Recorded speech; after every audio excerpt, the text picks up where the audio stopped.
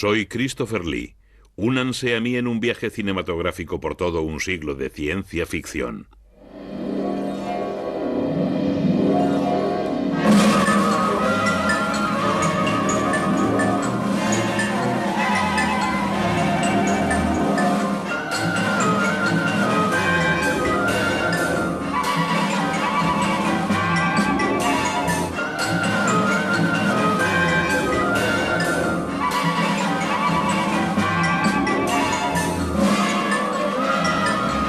Un siglo de ciencia ficción.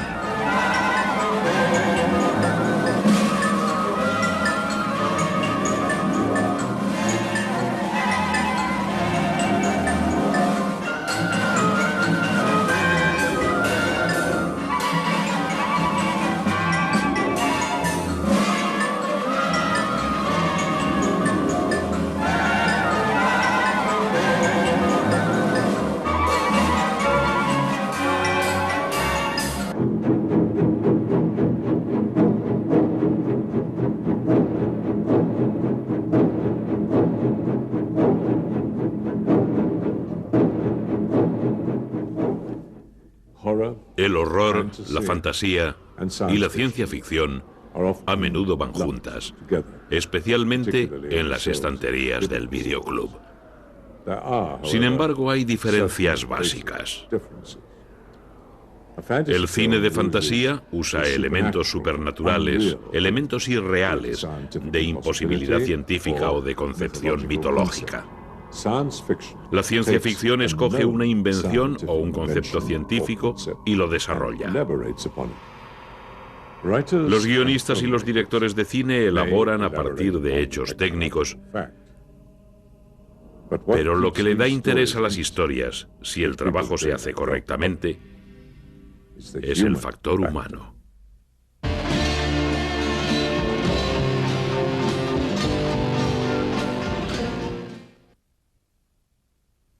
It's amazing.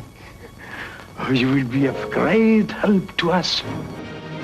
Las narraciones de H.G. Wells proporcionaron los cimientos para muchos conceptos científicos: el hombre invisible, el viajero del tiempo y la invasión armada desde el espacio exterior. Pero Wells no era tanto un profeta como un extrapolador. Por ejemplo, el concepto de hacerse invisible. Wells examinaría los conflictos, las causas y los efectos que podían surgir en última instancia. Wells nació en 1866, solo 3 años después de que Julio Verne cosechara su primer éxito como escritor. Era una era de rápidos avances y cambios. Wells estudió biología con Thomas Huxley. Después de hacer sus pinitos con la enseñanza, obtuvo su primer éxito literario con La máquina del tiempo en 1895. Wells utilizó el medio de la ciencia ficción para exponer su filosofía sobre la humanidad y sobre la sociedad en general. La versión cinematográfica de George Pal de 1960, si bien respetó el ambiente, se apartó del contenido filosófico de la novela. Aparte de ser la primera historia de viajes a través del tiempo, La máquina del tiempo estableció la práctica del uso de la ciencia ficción como medio para tratar asuntos sociales. Why is it that we usually ignore the fourth dimension? You see, we can move in the other three. As the doctor said, up, down, forwards, backwards, sideways. But when it comes to time, we are prisoners.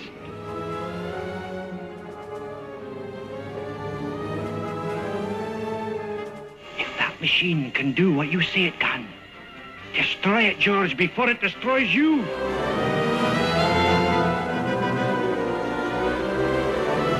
Probablemente a Wells no le habría gustado el tono sentimental de la película o que ésta girara en torno a los amantes del futuro, interpretados por Rod Taylor e Yvette Mimieux. How do they wear their hair? Who? The women of your time. Up like that? Show me. El viajero del tiempo viaja hacia el futuro. Descubre el mundo dividido de los Eloi y de los Marlocks. Los Eloi viven ociosos, rodeados de lujo, pero en realidad están siendo criados como ganado por sus depredadores, los Marlocks. Igual que la novela satírica Los viajes de Gulliver de Jonathan Swift, el fantástico escenario de La máquina del tiempo sirve tan solo de fondo para tratar temas más profundos. La novela inspiró a otros novelistas para escribir continuaciones. Time After Time es una continuación de la anterior en la que el mismo Wells es el viajero del tiempo que persigue a Jack el Destripador desde un Londres de la época victoriana hasta la Norteamérica de 1979. Gentlemen, I am talking about traveling through time in a machine constructed for that very purpose. You throw me the key and I'll release the girl. On your honor, John. You have my word as a gentleman.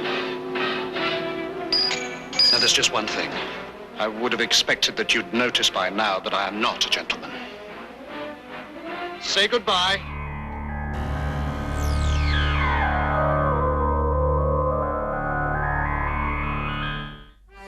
En su siguiente novela, La isla del Dr. Moreau, Wells hizo uso de sus conocimientos de biología.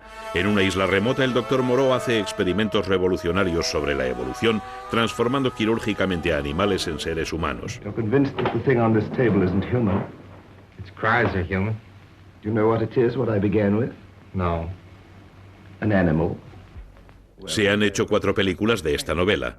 En 1932, la Paramount produjo la primera versión sonora con el nombre de La isla de las almas perdidas. A Wells no le gustó el retrato de un loco sádico que Charles Laughton hizo de Moreau.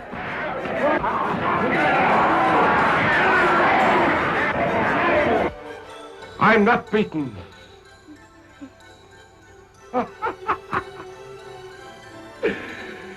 Get everything ready. For what? This time I'll burn out all the animal in her. I'll make her completely human. En 1977, Burt Lancaster interpretó a Moreau como un científico dedicado a su trabajo. You see, it's happening already. No! You are an animal. Su interpretación carece de los detalles de la fabulosa interpretación de Laughton. Wells habría aprobado esta versión de La isla del Dr. Moreau, pero el público se aburrió. Incluso la sensual Bárbara Carrera o su compañero de reparto Michael York hicieron poco para mantener la atención del público. What happened, Mr. Braddock? Those creatures, what are they? You go back to the compound, that way. What were they? What were they? This is human. This is man. La interpretación de Marlon Brando de 1996 resultó ser incluso más exagerada que la de Charles Laughton. Se intentó actualizar la trama incluyendo los adelantos en la genética conocidos, perdiéndose así mucho del sabor de Wells. Más adelante, Wells consideró el tema de la invisibilidad. El hombre invisible, escrita en 1897, dio lugar a un sinfín de adaptaciones cinematográficas e imitaciones.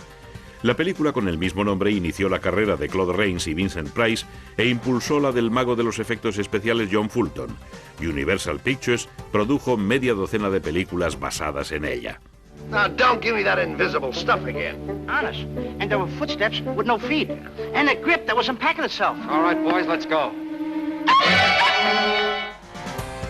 Al igual que Wells, los directores de cine ignoraron la imposibilidad de tal cosa. Pero imagínense las travesuras que podría crear un hombre invisible o una mujer.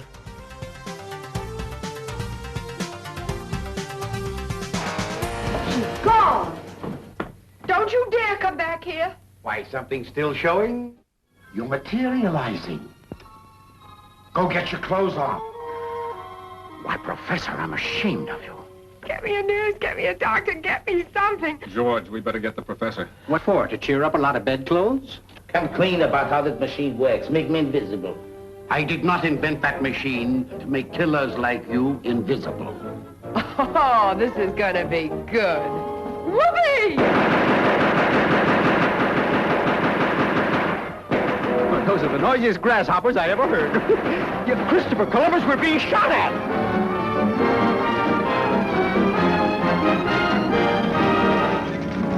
Steady now. Don't let him get away. La película de 1942 de Invisible Agent incluso exploró su aplicación en la guerra. There's an enemy spy at large, an invisible man. La conmoción que causó El hombre invisible en el mundo de la ciencia ficción fue grande, seguro, pero el efecto de la Guerra de los Mundos todavía hoy en día se hace sentir. La novela apareció en 1898, cuando aún los medios de transporte más comunes eran el caballo y los coches de caballos. La idea de que un ser de otro planeta pudiera construir una armada capaz de viajar millones de kilómetros a través del espacio requería una imaginación desbordada. La visión de Wells de una tecnología superior dominando la Tierra iba a ser una de las premisas principales de la ciencia ficción, tanto en la literatura como en el cine. En los años 30, Cecil B. DeMille y el director ruso Sergei Eisenstein planearon una versión cinematográfica de la novela, pero mientras demoraban sus proyectos, Orson Welles creó una ola de pánico con su emisión radiofónica de 1938.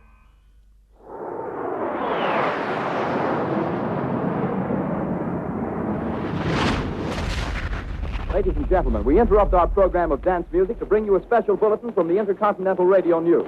Wait a minute, something's happening.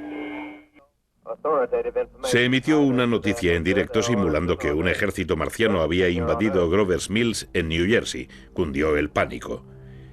Y 40 años después, el efecto que causó la historia no ha disminuido.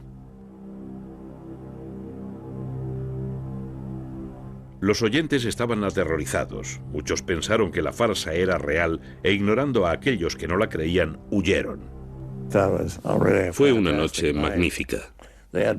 Había gente que paraba el coche en la cuneta para escuchar la radio, ansiosos por averiguar qué era lo que estaba pasando. You were aware of terror at the time you were giving this role. Were you aware that terror was going on throughout the nation? Oh, no, of course not. I was,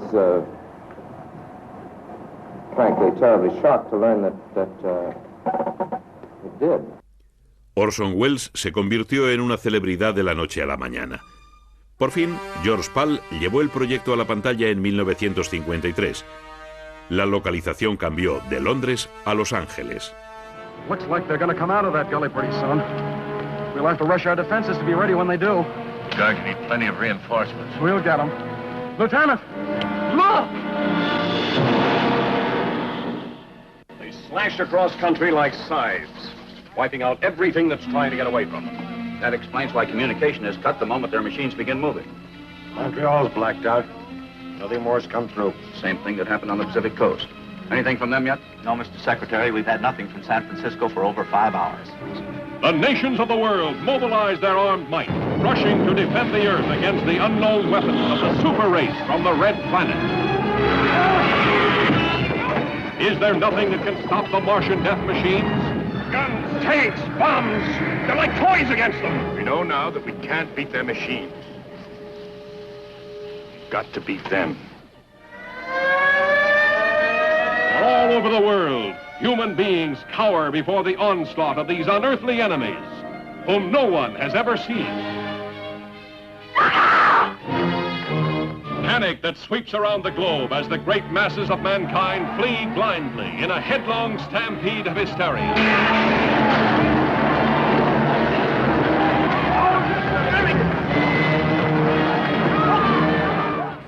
El despliegue de efectos en color de la Paramount le valió un Oscar ese año. Aparte de la película de George Pal, son muchas las que se han inspirado en la Guerra de los Mundos. La película de Ray Harryhausen, Earth vs. The Flying Saucers, y el gran éxito de taquilla de 1996, Independence Day, deben mucho al genio de Welles. 3 años después de la Guerra de los Mundos volvió a triunfar con Los primeros hombres en la Luna. Un científico construye un vehículo con paneles antigravedad que le permite viajar a la Luna. Muchas ideas de Welles las utilizó Georges Méliès en Viaje a la Luna al año siguiente, a pesar de que los proyectiles eran un préstamo de la novela de Julio Verne de La Tierra a la Luna. Esto supuso la única colaboración en la realidad y en la ficción que existió entre los dos escritores. 60 años después, Ray Harryhausen utilizó su maestría con los efectos especiales para recrear la novela de Welles en la producción de la Columbia First Man in the Moon. Se incluyeron incluso las escenas antigravedad. This is a solemn moment in the history of mankind. What's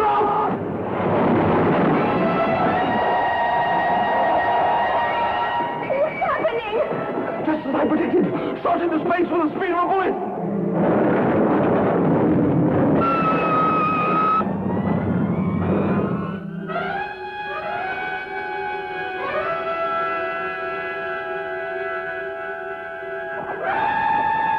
First Men in the Moon. An experience unparalleled on the screen as two worlds meet and clash. Come on! Help me, come on! First Men in the Moon. Oh, it makes all other forms of power obsolete. That's why they're getting their power from sunlight. You will discover human ant-like creatures H.G. Wells called selenites. Giant gastropods. Come and run! Fearsome moon monsters to be hunted and killed.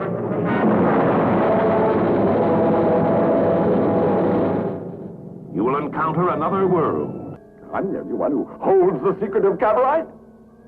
You and your secret will remain here on the moon. Cabo! Cabo, this is not an audience. You're on trial. No, Redmond, no! Convicted!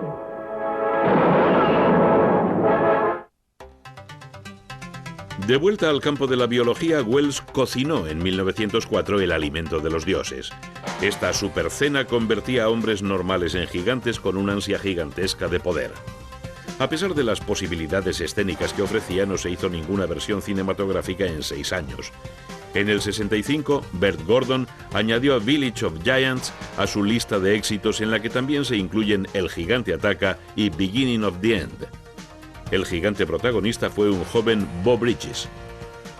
La carrera de Beau empezó a crecer de esa manera.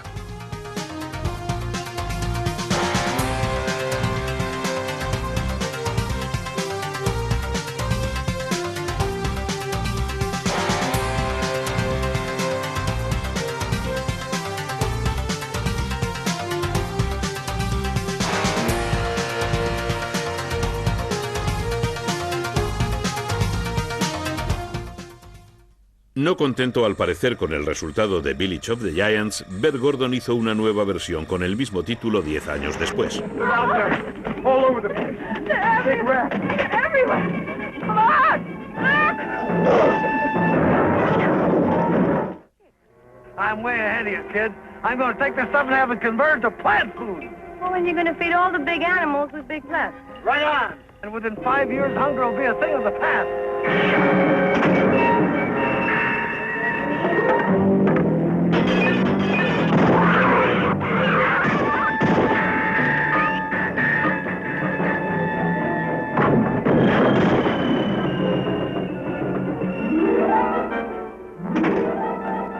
If I told you how I felt right now, you'd think I was crazy.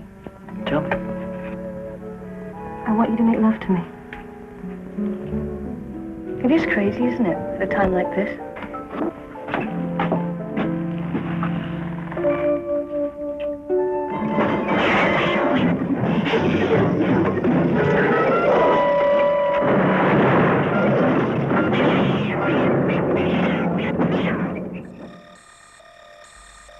Food for the Gods no fue mejor que la primera película, lo que demuestra que una persona puede cometer el mismo error 2 veces.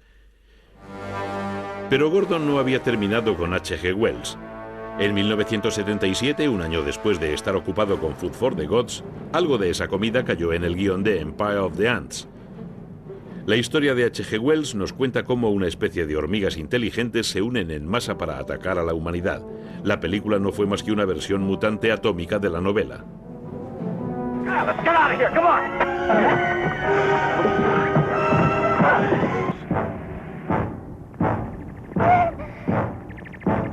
He needs us. That's why it has to be this way. Why we must obey. At first, the people don't understand. They must be forced into submission. After their indoctrination, they realize that the ants only want us to take care of them and work for them, feed them.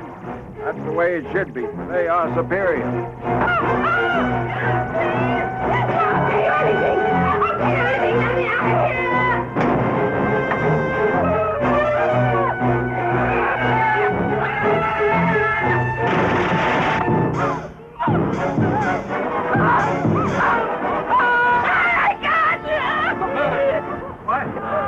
I mean, they don't want us to go that way, and they don't want us to go back the way we came.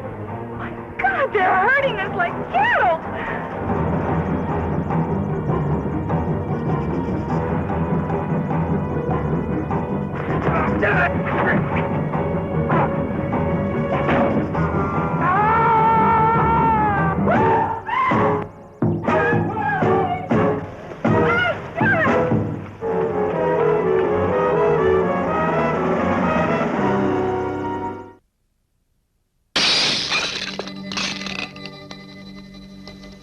Aunque no se le reconoció, el concepto de Wells afloraba en sucesos en la cuarta fase. They're sending back my message. What does it mean? This is no message. If there's an intelligence there, I want it to know there's an intelligence here.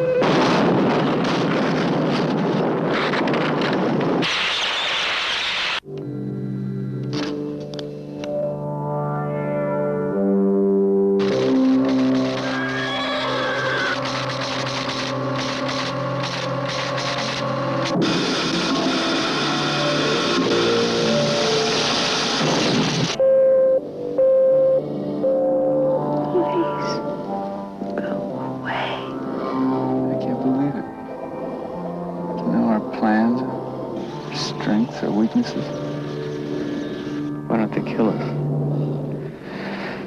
What do they want?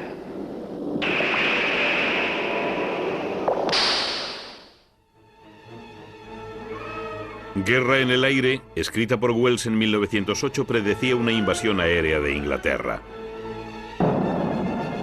En este caso, la predicción fue aterradoramente exacta.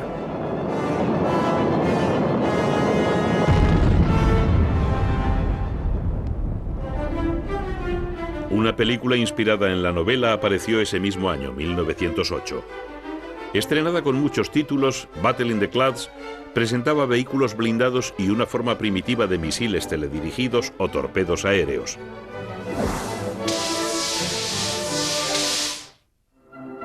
Wells manifestó desde temprano un interés por el cine. Hizo los primeros intentos de filmar sus novelas y él mismo comenzó a escribir guiones en la década de 1930.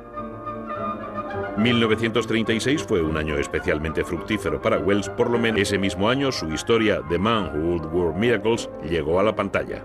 That's not your business, Mr. Fotheringay. Anyhow, I don't care for you, not in that way. Oh. Now, my lady, you'll be in love with me. You'll be hopelessly in love with me. Esta comedia fantástica introduce algunos espectaculares efectos especiales, pero no encontró un público a quien gustase. Muchos han considerado Things to Come la guinda de la colaboración de Wells y del cine. Además de escribir el guión para la película, Wells hizo muchísimas sugerencias a todo el equipo, desde el director hasta el director artístico, desde el diseñador de vestuario hasta el compositor de la música. Wells supervisó todos los aspectos de este filme. No se perdió ni un día de rodaje. Ningún guionista ha tenido nunca tal control sobre su obra. Es dudoso que esto vuelva a suceder. Wells vio la versión de cine negro de Lang, Metrópolis, y no se impresionó. Él creía firmemente en una visión utópica del futuro, una versión optimista y brillante. La vida futura predecía un mundo sumido en la guerra en el año 1940. Pero del caos surgirá un mundo maravillosamente avanzado. La vida futura expresó una esperanza, no una predicción del futuro. Las generaciones posteriores han considerado a Wells o bien un profeta o un filósofo. Sus historias nos llevan a pensar y a considerar posibilidades.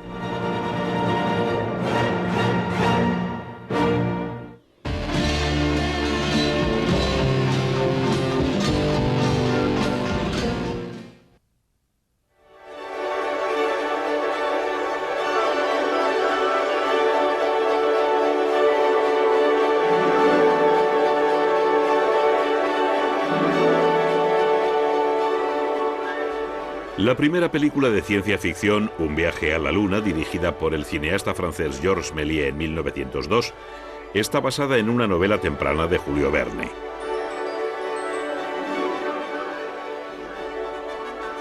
Verne es considerado por muchos como el padre de la ciencia ficción. Parece bastante apropiado que sea una novela suya la que establezca las bases para el comienzo del cine de ciencia ficción. A causa de esta película, Julio Verne puede ser también considerado como el padre del cine de ciencia ficción.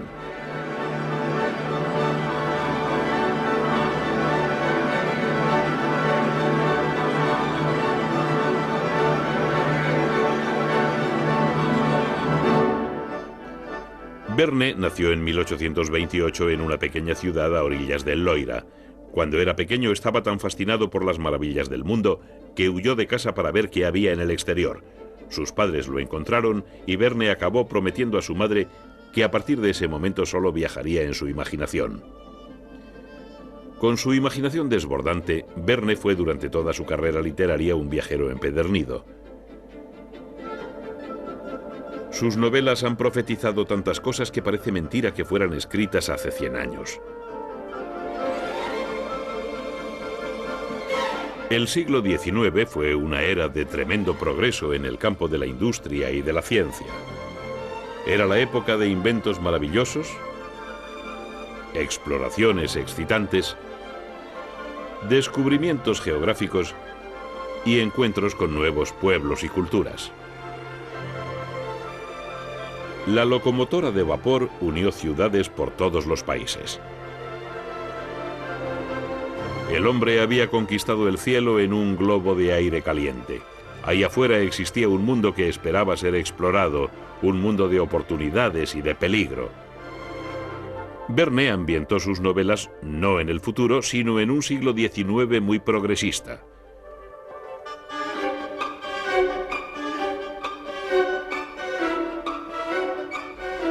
En conjunto, sus novelas se llamaron Viajes Extraordinarios.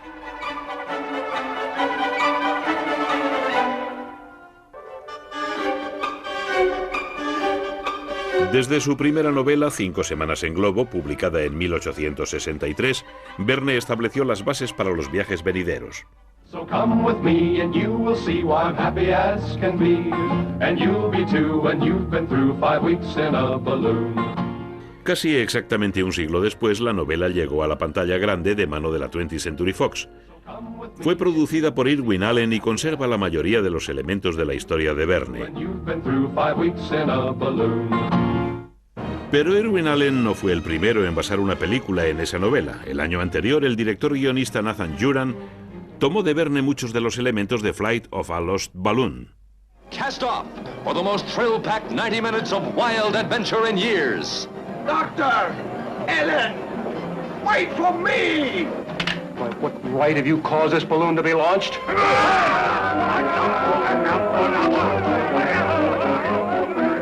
I should be careful with that. A pesar de contar con un presupuesto muy bajo, la película posee encanto, aunque a veces se estira más allá de lo creíble. Desde la exploración del cielo, Verne desciende a lo profundo del volcán Snæfellsjökull en Viaje al centro de la Tierra, que también la 20th Century Fox llevó a la pantalla. It's unthinkable, but it must be true. A man took some tools and went where no human being had ever set foot. Alone. Went into the interior of the earth. Ladies and gentlemen, this is James Mason. Come along with Pat Boone and me, Arlene Dole, Diane Baker, and Gertrude the duck, and discover sights and sounds and wonders no living man has ever witnessed before. You'll find yourself engulfed in grotesque, petrified jungles, marvel at the fantastically beautiful quartz grotto, tumble into cascading salt beds, escape from hissing steam caves, behold the staggering underground ocean. You'll encounter breathtaking dangers beyond belief, here, at the center of the earth. Stop. Fair warning. You'll never find your companions or your way out. You need me as much as I need you. Stop and come back.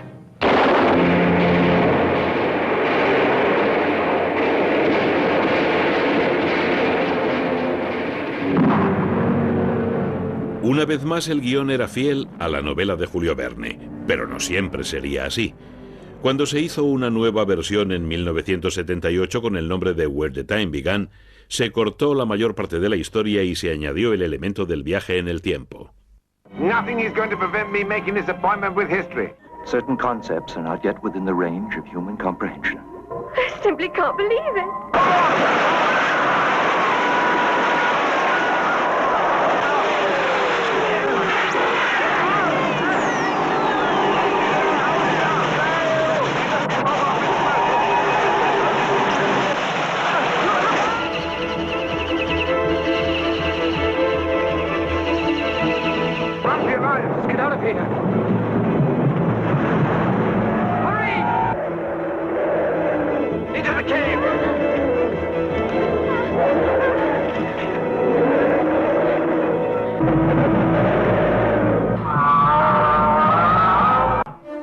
En 1989, Cannon Films volvió a utilizar el título original y la historia completa de Verne.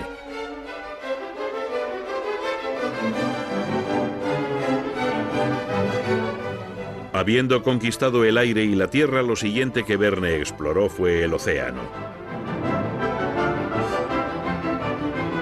La maravillosa historia de aventuras de Verne, 20.000 leguas de viaje submarino, se llevó a la pantalla por primera vez en 1916. Los hermanos Ernest y George Williamson fabricaron una esfera submarina adosada al fondo de una embarcación mediante un tubo enorme.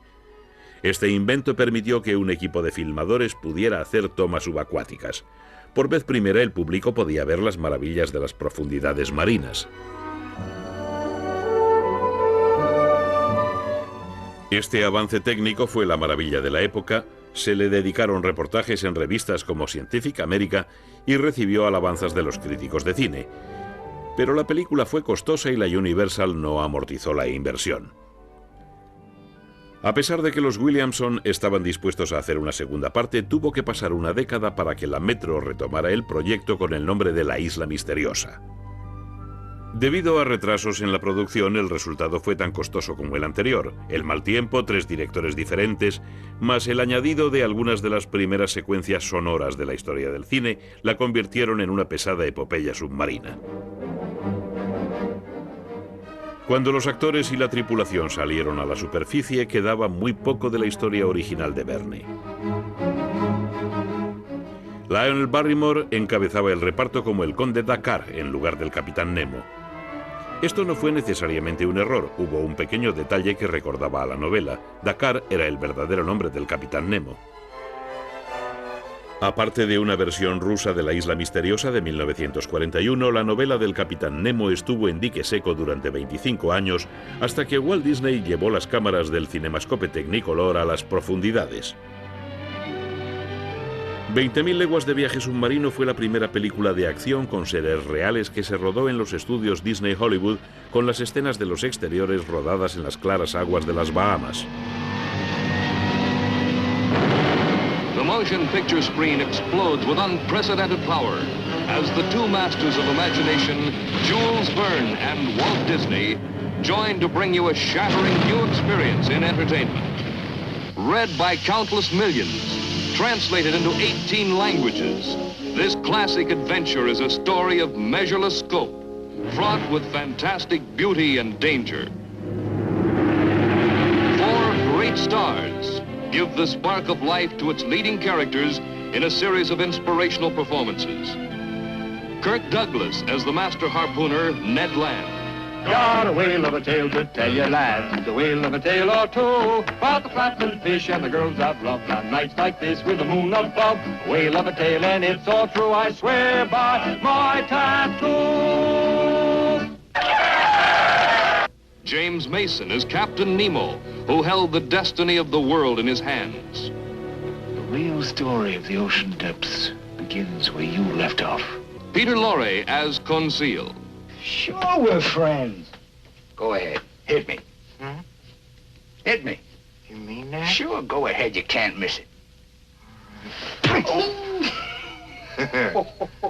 Now we're friends. The most vivid scenes from the novel become unforgettable on the screen. The luxurious interior of the submarine, the revelation of the hidden mysteries of the deep. we do our hunting and farming here. And the water? The sea supplies all my wants. The mighty harvests of the ocean kingdom.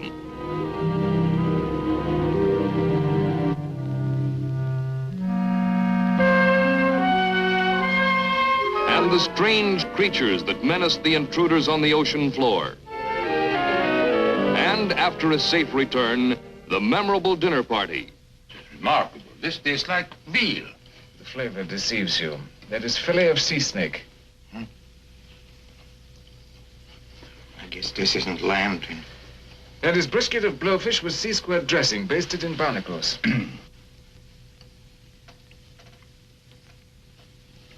What is it? It's a recipe of my own. Sauté of unborn octopus. And to stay in your memory as the most thrilling sequence ever photographed in motion picture history, the terrifying battle with the giant squid.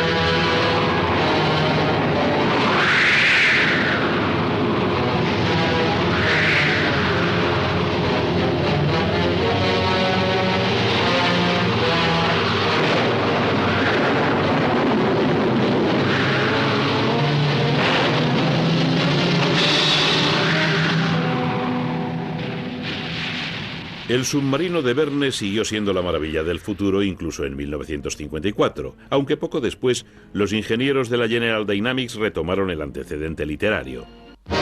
The Nautilus, the world's first atom-powered submarine, nears completion, its hull almost concealed by a maze of scaffolding.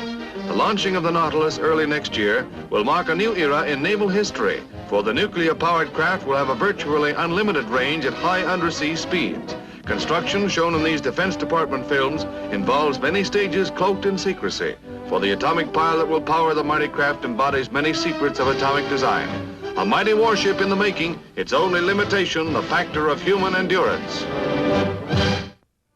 El primer submarino nuclear fue fletado en 1956 con el nombre de Nautilus en honor a la creación de Julio Verne. A pesar de la realidad, la Columbia se subió al carro de Julio Verne y produjeron otra versión cinematográfica de La Isla Misteriosa. En 1951 el estudio había utilizado la novela para una pieza de un acto. El Nautilus no se veía por ninguna parte, pero el capitán Nemo estaba al mando para defender a la humanidad de alienígenas maleantes procedentes de Mercurio. En la nueva versión en color el productor fue Charles Schneer y el encargado de los efectos especiales Ray Harryhausen. Come on. What's it doing? I don't know. It's sealing us in. El experto en imagen congelada Harryhausen hizo su agosto animando la historia con una gran variedad de criaturas fantásticas. Aparte de haber añadido los monstruos, la trama de la película permaneció fiel al espíritu y al mensaje de la novela. Aren't we able to do anything to save ourselves? There's nothing that can be done.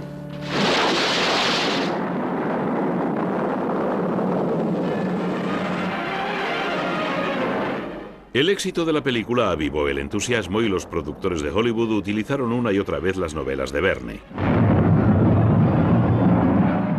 Los hijos del Capitán Grant no solo reunió a Walt Disney y a Julio Verne, sino que también la trama es otra continuación de La Isla Misteriosa, formando la primera parte de una trilogía. Here comes an earthquake of entertainment, starring for the first time together, Maurice Chevalier and Hayley Mills. Why cry about bad weather? Enjoy it. No, enjoy. Oh, each moment is a treasure. Enjoy That's it. better, enjoy it. We're travelers on life's highway. Enjoy the trip. That's life. Enjoy it. To the far ends of the earth they ventured in search of the castaways. This is an experience that makes our entire expedition worthwhile. They lived an incredible adventure in search of the castaways. Only Jules Verne could write this story. Only Walt Disney could bring it to the screen. Robert Ryan encarnó el papel del capitán en El Capitán Nemo y la ciudad submarina en 1969. Entre las maravillosas vistas de esta aventura se encontraba la bellísima Luciana Paluzzi, a la que el rudo Chuck Connor enamora y seduce. You're in a city 10,000 fathoms beneath the sea. It's quite beautiful. I'm glad you feel that way, because you'll be staying here for some time. For how long?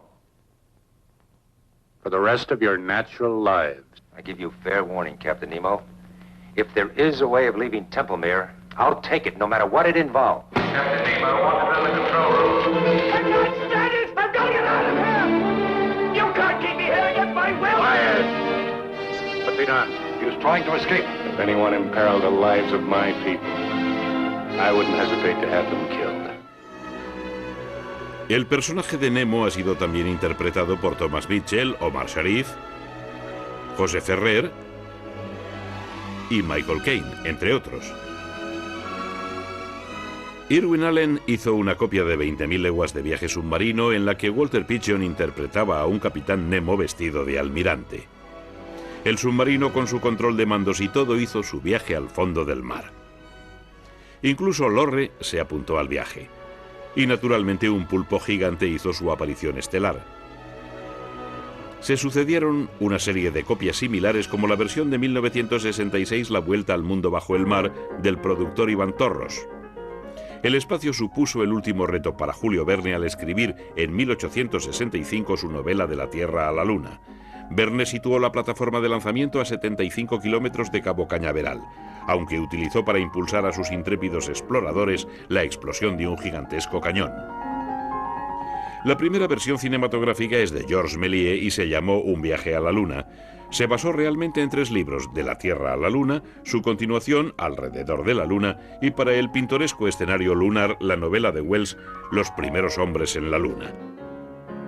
Los viajeros del espacio de Verne, al igual que los del Apolo, incluso amerizaron.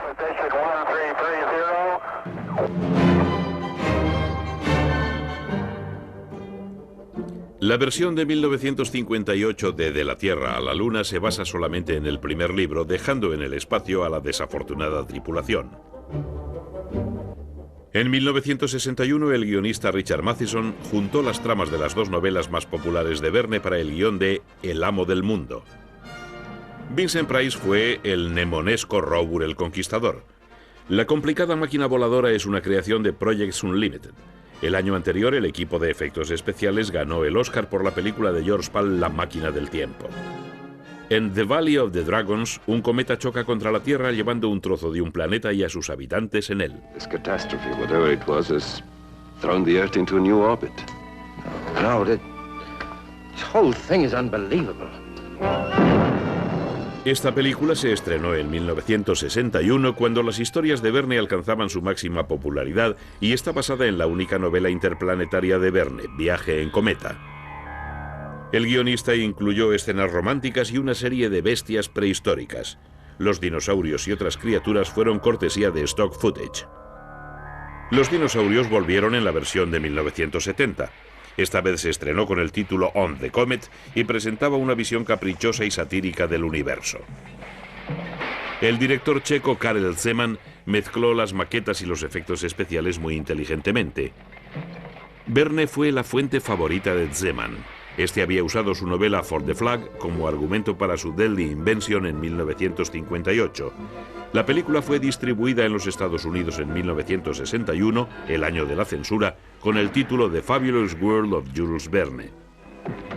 Aunque Julio Verne es más conocido como autor de ciencia ficción, una de sus más populares novelas es puramente de aventuras, La vuelta al mundo en 80 días. En tiempos de Verne, realizar un viaje que diera la vuelta al mundo en 3 meses hubiera sido un hecho sorprendente. Hoy en día, el mismo viaje estaría considerado un viaje de placer. Michael Todd presentó este viaje alrededor del globo como un documental salpicado de apariciones estelares de grandes estrellas. The Three Stooges hicieron una versión cómica en 1963, aunque permanecieron fieles al espíritu de la historia. The Three Stooges, Around the World in a Days, es una continuación más que una versión nueva y una de las mejores películas del trío de cómicos. En la versión cinematográfica de La Estrella del Sur pasaron por encima del concepto de los diamantes creados artificialmente para concentrarse en una versión burlesca de esta aventura. I hate you! I hate you!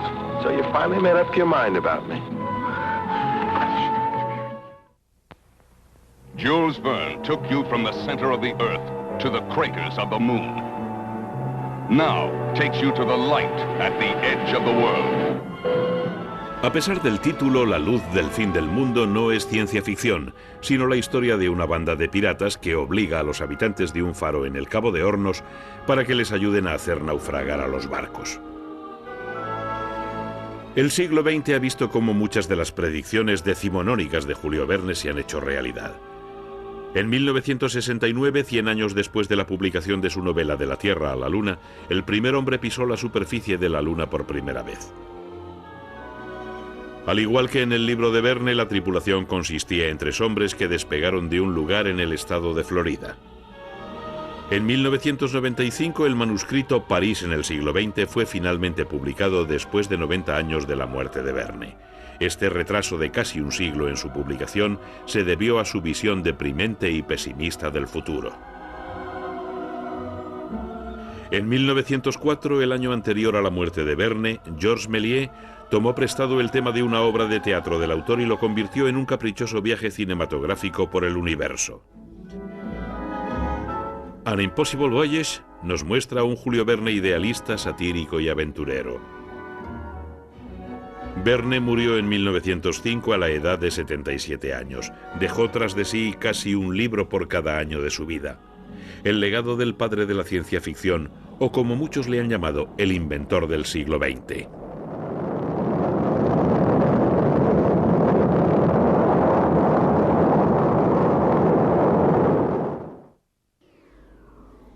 En el último siglo, hemos visto incontables cambios en la ciencia y en la técnica.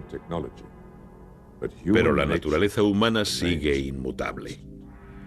El odio y el miedo, el amor y el deseo, la expresión personal y la duda, la avaricia y el sacrificio.